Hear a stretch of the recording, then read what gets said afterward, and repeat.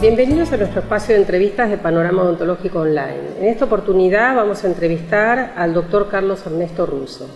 El doctor Russo es especialista en endodoncia, es jefe del servicio de guardia y miembro del comité de investigación del Hospital de Odontología Dr. Ramón Carrillo del Gobierno de la Ciudad de Buenos Aires. Es vocal titular de la Honorable Comisión Directiva de la Asociación Odontológica Argentina. Es presidente de la Sociedad Argentina de Endodoncia, docente de la carrera de especialización en endodoncia de la Universidad de El Salvador, Asociación Odontológica Argentina, dictante de cursos a nivel nacional e internacional. Carlos, contanos un poco cómo podríamos definir la urgencia en odontología. Es la aparición súbita de una condición bucomaxilofacial que se presenta con demanda espontánea para su pronta resolución. La Organización Mundial de la Salud define a esto como una patología que, si bien no llega a ser mortal, tiene que tener una pronta resolución para evitar problemas mayores. Y acá es la primera diferencia que tenemos entonces entre urgencia y emergencia, porque en la emergencia sí hay un riesgo de vida y nosotros como odontólogos estamos interactuando con el paciente, con el medio interno, a través de la anestesia, de nuestras prácticas, y somos, digamos, susceptibles a tener una emergencia médica, en el consultorio. Y debemos saber resolverlas, es importante para el equipo odontológico saber resolverlas. Estas son las más comunes, son las con las que nos podemos encontrar: el shock anafiláctico, shock hipertensivo, insuficiencia suprarrenal aguda, infarto de miocardio, angina de pecho, y otras más leves como la hiperventilación o el síncope vasovagal. Debemos estar preparados teniendo en cuenta algunos factores como la presión arterial, el pulso, la sudoración, si son rubicundos o están con palidez. Podemos así hacer un diagnóstico diferencial para poder actuar rápidamente. Además, tenemos que estar preparados y tener un botiquín de emergencia que contenga adrenalina, corticoides, glucagón, antihipertensivos, para llegar a poder resolver correctamente estas emergencias. ¿Cuáles serían de alguna manera las urgencias más frecuentes? En nuestra guardia atendemos todos tipos de urgencias de las diferentes especialidades, pero estudios como los de Tronstad, que también fueron refrendados por otras escuelas y que también coinciden con la estadística, la casuística que tenemos en el servicio, son las endodónticas. El 60% aproximadamente de las urgencias son de origen endodóntico, teniendo las pulpitis reversibles, las irreversibles, la periodontitis apical aguda y el absceso alveolar agudo. Bueno, vos me estás contando como que el mayor porcentaje que se presenta en una urgencia, digamos, odontológica son las endodónticas. Entonces, ¿qué pasa cuando te viene a la práctica diaria una pulpitis y cómo resolverlo desde el punto de vista de la anestesia para lograr una buena anestesia? Ese quizás es nuestro mayor desafío. En realidad los dientes más rebeldes son los molares inferiores, por eso tenemos que hacer una técnica de troncular muy cuidadosa, evaluar bien las reseñas anatómicas, hacer siempre un cierre de circuito, y también podemos, en algunos casos, cuando no logramos esa profundidad, ver técnicas alternativas como la técnica de Go-Gates, que es una técnica similar a la troncular, pero que el punto de punción es mucho más arriba, es más alto, aproximadamente a 4 centímetros del trígono retromolar, por detrás del segundo molar superior. Esto va a hacer que la aguja deposite el líquido anestésico en la cara interna del cóndilo, anestesiando todo el complejo mandibular. También podemos usar otras técnicas como las intraperidontales o las intrapulpares. Debemos avisar al paciente que esto puede provocar algún tipo de dolor y podemos minimizarlo si ya tenemos hecho levemente una apertura antes de hacer la inyección intrapulpar, dejar solución anestésica en gel dentro de la cámara. Exacto. ¿Hay algún límite en la cantidad de anestesia que uno puede colocar a un paciente cuando te dice no me tomó, uno tiene que completar, o sea, ¿cómo manejamos eso? Tenemos que valorar primeramente a cada paciente de manera individual, pero tenemos que saber también que tenemos dosis máximas. Para anestésicos como la lidocaína, la dosis máxima serían de 8 a 9 anestubos, en tanto que para la carticaína, que es uno de los anestésicos más usados en nuestro país, y a la prilocaína, la dosis máxima es de 5 anestubos. Una de las patologías más frecuentes es el absceso alveolar agudo. ¿Cómo considerás que lo podemos tratar? Más que nada tenemos que hacer el diagnóstico diferencial, el diagnóstico diferencial con el absceso periodontal y con otro tipo de patologías. El absceso alveolar agudo es una colección purulenta a nivel del ápice radicular que tiene varias fases, que puede ser leve, pueden ser más graves, pueden dar manifestaciones generales como adenopatías, fiebre, trismus intenso, decaimiento, y el tratamiento básicamente es la eliminación del contenido purulento. La apertura, la primera elección es el drenaje a través del conducto radicular. Si nosotros realizamos la apertura, normalmente comienza el exudado, que primero es de una consistencia amarillenta, purulento, luego sanguinolento y por último seroso. A veces se da también que realizamos la apertura pero no drena a través del conducto. Entonces podemos estimular con una lima de pequeño calibre, una número 8, 10 o 15, traspasar ese foramen, lavar con agua tibia para ver si con esto estimulamos a que drene. Si con esto no lo conseguimos, no debemos insistir con calibres superiores, sino que no hay una relación con ese foramen por el que estamos saliendo, y ahí tendríamos que ir al drenaje quirúrgico. Una vez producido el drenaje, evaluaremos la posibilidad de colocar o no un dren suspendido con un punto de sutura. Bien, y en esos casos, o sea, ¿manejás algún tipo de antibiótico terapia? Sí, hay tres situaciones en las que debemos medicar al paciente. Una es que cuando hay todo este tipo de sintomatología que te contaba, manifestaciones generales, celulitis, trismus, fiebre.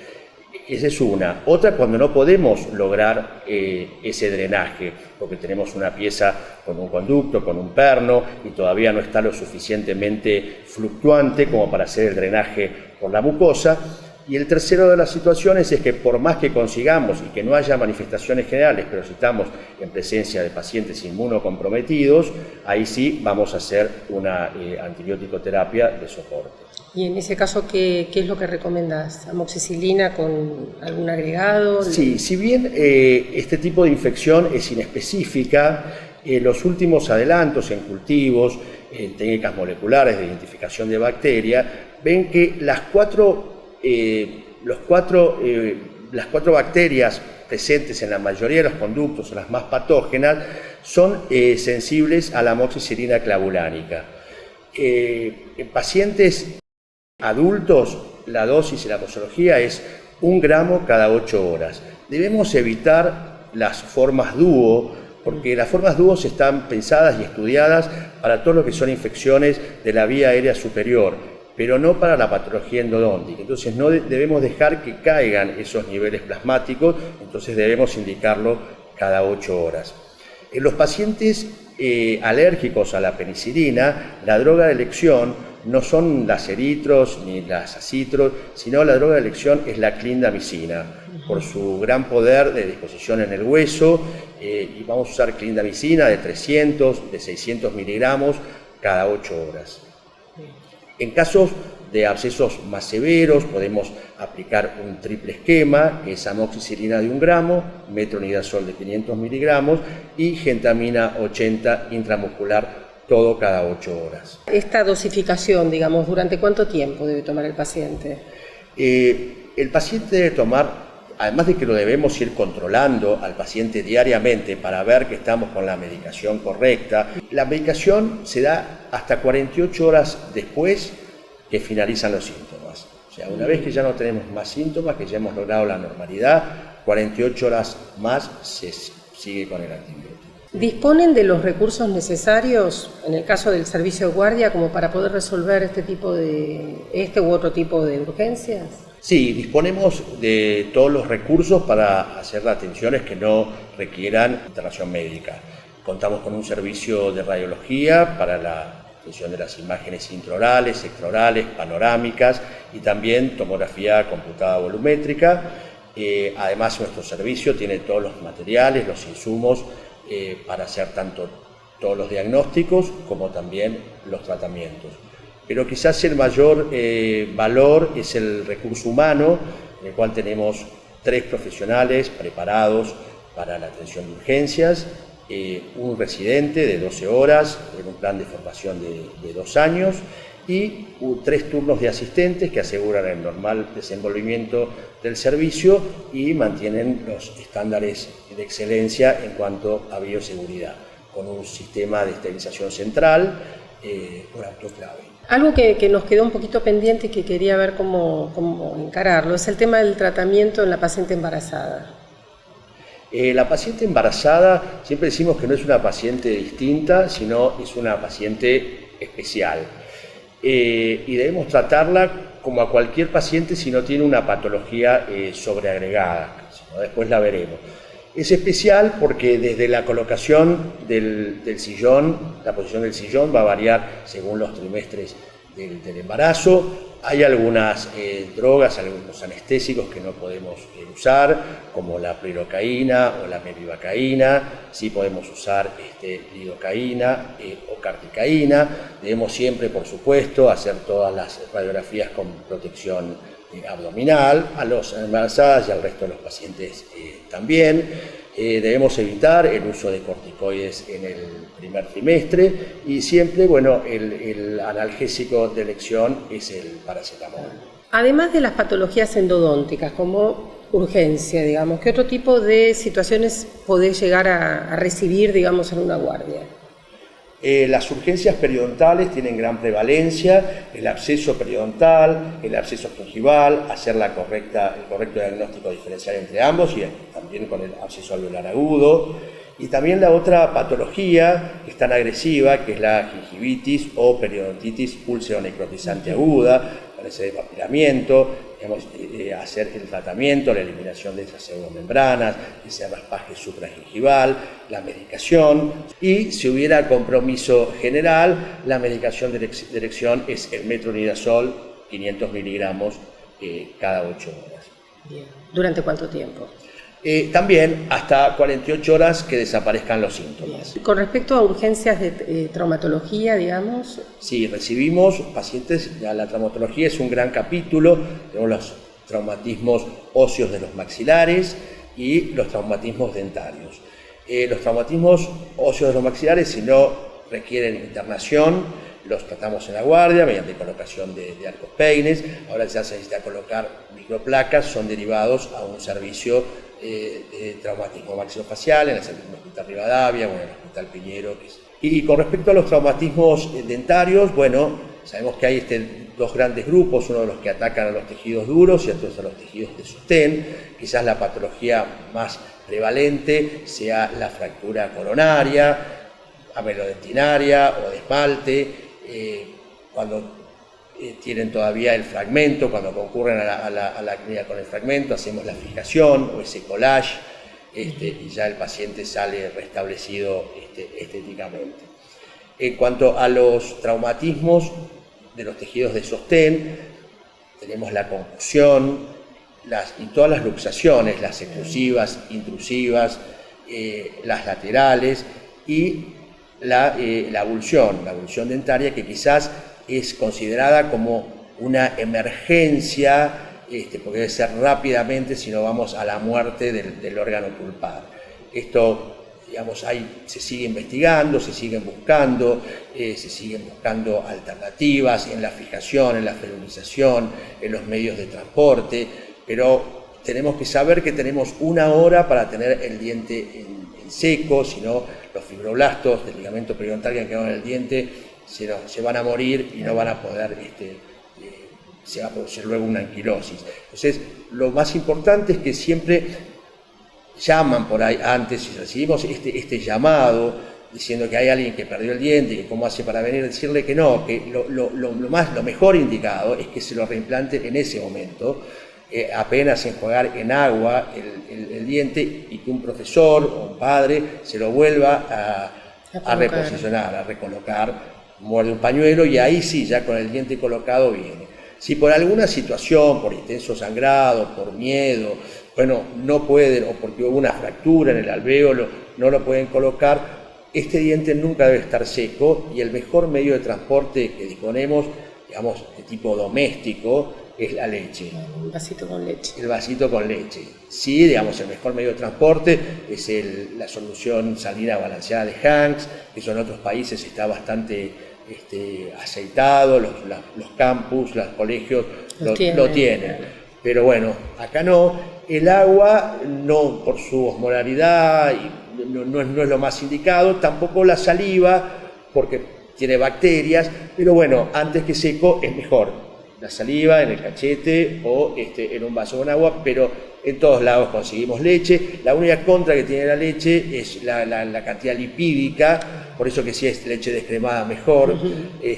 No tiene demasiado que ver si es leche al natural o leche de heladera, no tiene demasiado, pero además la pasteurización nos asegura que es un elemento libre de bacterias.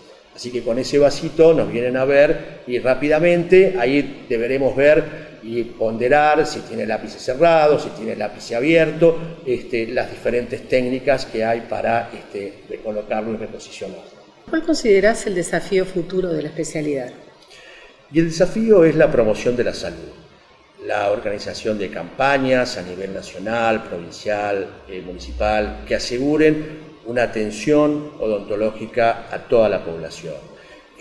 Bocas no tratadas son mucho más susceptibles, por supuesto, de generar urgencias, así que eso es el gran desafío, es la inclusión de todos en la odontología. Además de los planes de salud, de promoción de la salud, de las campañas. También ahora la tecnología nos ayuda, ya hay aplicaciones para celulares que tienen, digamos, cómo salvar un diente, qué hacer ante determinadas situaciones de traumatismo y otro tipo de urgencias. Así que creo que debemos aprovechar toda esta tecnología. Y además, digamos, nosotros hay pacientes que solamente hacen su consulta cuando tienen una urgencia, que nunca han ido al odontólogo, que hace 10 años que no van al odontólogo y tienen ese contacto por una urgencia. Entonces ese es nuestro desafío, incluirlos, explicarles que debe realizar una atención odontológica. Bueno, Carlos, muchas gracias por este tiempo, por esta charla, que seguramente va a ser muy útil para toda nuestra audiencia odontológica. Muchísimas gracias por tu tiempo. Muchas gracias a vos, Silvia, y a Panorama por divulgar siempre los temas relacionados con la odontología. Muchas gracias.